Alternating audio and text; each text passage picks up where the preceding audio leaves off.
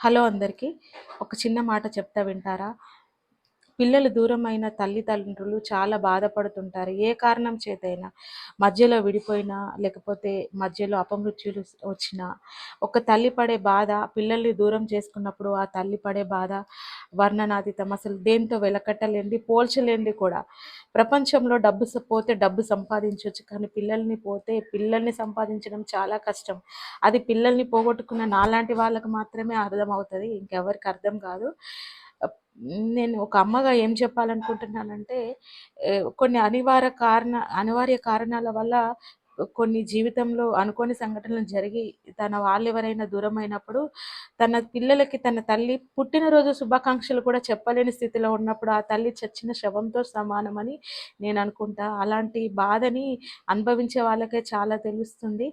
మీ మాట నా నోట అనే నా యూట్యూబ్ ఛానల్కి ఒక మెసేజ్ వచ్చింది. ఈరోజు ఒక తల్లి తన బిడ్డ పుట్టినరోజు ఈరోజంట. ఆ పాప పేరు లక్ష్మీ కిరణ్మయి.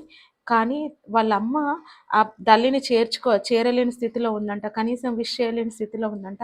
నీ ఛానల్ ద్వారా నా బిడ్డకి విష్ చేయమ్మా అంది. అమ్మ గౌరీ, నీ బిడ్డ కోసం నేనైతే ఈరోజు పుట్టినరోజు శుభాకాంక్షలు చెప్తున్నాను.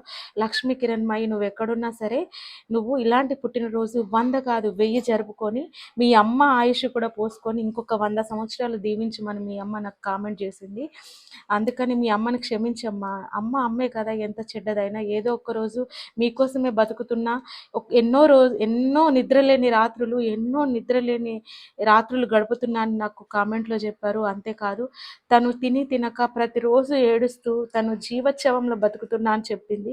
ఏం చేసినా సరే నేను ఏదో ఒక రోజు నేను చచ్చేలోపు నా పిల్లలకి కలుస్తానన్న నమ్మకంతో బతుకుతున్నానని చెప్తుంది. మీ అమ్మ ఈ కంట్రీలో కూడా లేదంట, కువైట్లో ఉందంట. మీకోసమే మీ అమ్మ అక్కడ కష్టపడుతూ బతుకుతూ నానా కష్టాలు పడుతుందంట. ఒక్కసారి క్షమించమని అడుగుతుంది. చిన్న క్షమాపణే కదా మీ అమ్మ అడిగేది, ఇంకేం అడగట్లేదా?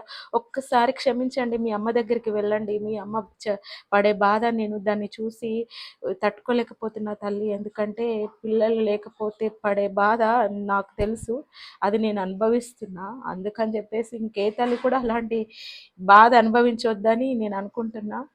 మీ అమ్మ ప్రతిరోజు ఏడుస్తున్నాను నిద్రపోకుండా పనిచేస్తూ ఈ కువైట్లో దేశం కాని దేశం వచ్చి నా పిల్లల కోసం బతుకు నీడుస్తున్నా అని చెప్పినప్పుడైనా మీరు మీ అమ్మ కోసం క్షమించి మీ అమ్మ దగ్గరికి వెళ్ళండి. ఒక్కసారి మీ అమ్మని హగ్ చేసుకుంటే ఇన్ని రోజులు పడ్డ బాధ మొత్తం, అమ్మ అని పిలిస్తే చాలు, మీ అమ్మ ఇన్ని రోజులు పడ్డ బాధ అంతా కూడా మర్చిపోతుందని నేను అంటున్నా.